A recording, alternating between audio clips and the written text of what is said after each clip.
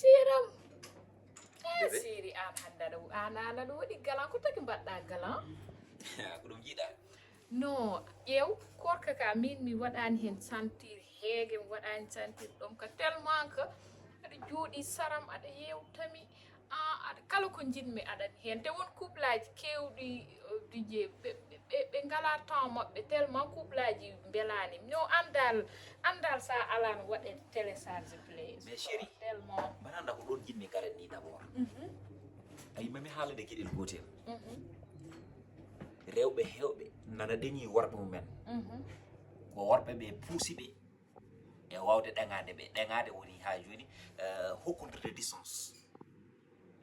neddo ala ko buri jom suudu ma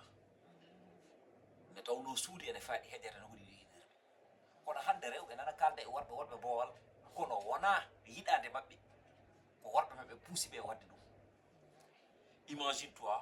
debbo ma yida haldude ma yida yewtidde ma yida utudirde ma kumpu a rokkata dum yeso ne haldire ma a rokkata dum yeso ne yewtire ma a rokkata dum yeso ne haaliren ma susiji mum a rokkata dum yeso ne haalire ma pandale mum dum hay sino so tawi wadi gilli ene manki kadi aussi ka jaba me haalade kede gotel debbo yo gorko ma won sehil ma gorko yo debbo ma won sehil ma ay ne pijja caggal galle a fijani der galle a wadani fodde ne jewtuda caggal galle a yewtani der galle a wadani fodde kono non ne woniri eno bange minen worbe be ni non woniri eno bange onon rewbe be kadi gorko so wayno fatani waade an debbo aɗa jogui stratégie mo mbatta ha punta ɗum gartira ɗum oui comme no mbattan me mani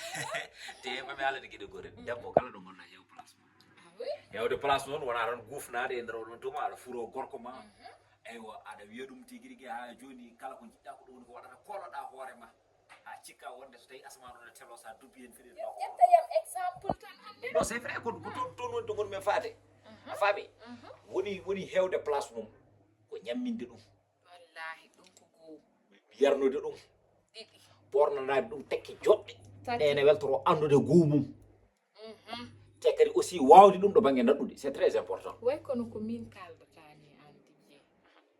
ɗum c'est très important e debbo ay debbo gorko ne wawi arde jooɗo waɗa croiser les bras kono an debbo an foti wadde créé yewtere mbaɗa créé yewtere jewton pijon jalon mais ɗum woni couple ko min e ma c'est bien garɗo ɗo koɗo so ari tikkata koɗo so ari bokka dije nan ɗon noon couple aji ɗi kamɓe koɓe fotɓe yewtodirde kala ko ala communication welani fijirde jale ay min e ma eɗen nandi elle ka ɓi kawiraɗo donc dendiragal foti wonde ɗon taw d'abord haɗende dendiragal fijirde jaleɗe ɗe joyo foof mi toñma jaa ha mbayano tikko woni e nder oɗon tuma mi welnoma bellogol ngol noon ene waɗi ne welnorte c'est très important hay so jamma jengui jeegui kodde ɗe ñaari deggu ngu foyni ɓurno hoto leɗɗe no wayi yewede ɗon gandata yidde ne weeli wallahi mbeɗa andi hen hunde dahminta nde ɗon yidde tan ko gonda on mo jiɗɗa ƴeew ko niɓɓiɗi ko fof on tan ko lumiére wallahi leeran dañ wallahi billahi wallahi yaw hay hunde wawa wirnudema hakkude ma e guiɗo ma temami fammine gueɗel gotel boniɗi mbatta hen hakkille maɗa moƴƴi fulɓe ne kewide mo fitti ko wurdatno ma fotte ine yiiloyo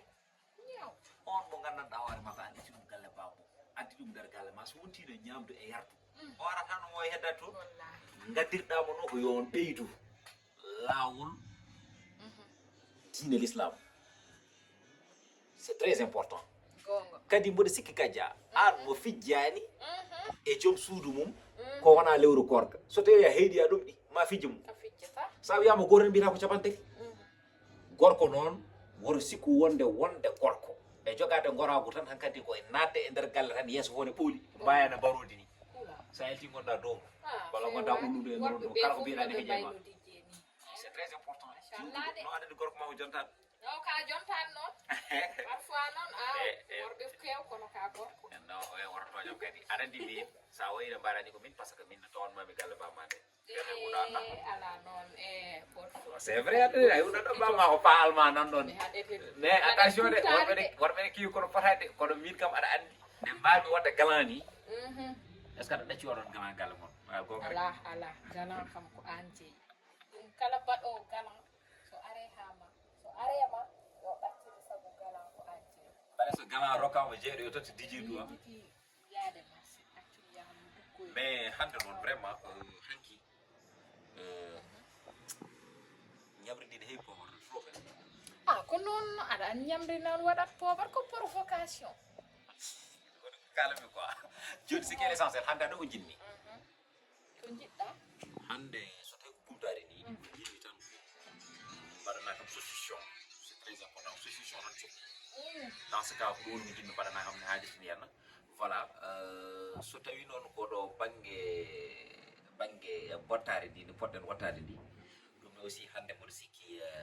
neɗɗo mo goto biyeteɗo Hawa Sy omo foti arde inchallahu rabbi o journaliste mawɗo toon to radio télévision fulɓe kadi ko neɗɗam ko collègue am de travail ne tawno aussi minen jangguiɗi omo foti arde encore humtoɗo hen te kanko mami haalane gueɗe hokkuma secret goto aɗa ko ɓuuri yidde haldirse ko ɓuuri yidde ko yiɗi balaf koto jiiɗa ɗo waɗanmo ɗum ɗon e lembo ɗon andi tewgude heddi quoi dans ce cas ko hono tan non sa alano waɗde créé ma yeme mi barki rasulullahi debbo ko ma timma debbo yeeso ko ma waɗa hinere wallahi ka debbo kala ko sifete e debbo nana e oɗo kajja non vraiment mo dañi oɗo debbo min kay somi dañima ala ko mbaɗanmi e lembel mami haalane lembelel fof ko timmitinde tan kono sa heeɓi ko timmi ala ko mbaddata e muñum fat joni inchallah min nene mi yaha mi ƴeewa heblanade waktu o dans ce cas aussi mi ƴeewa aussi yaade rokkude Allah ko jeeyi ko kono noon Kadia Kadia oui woto yejjit boison mo anani ok merci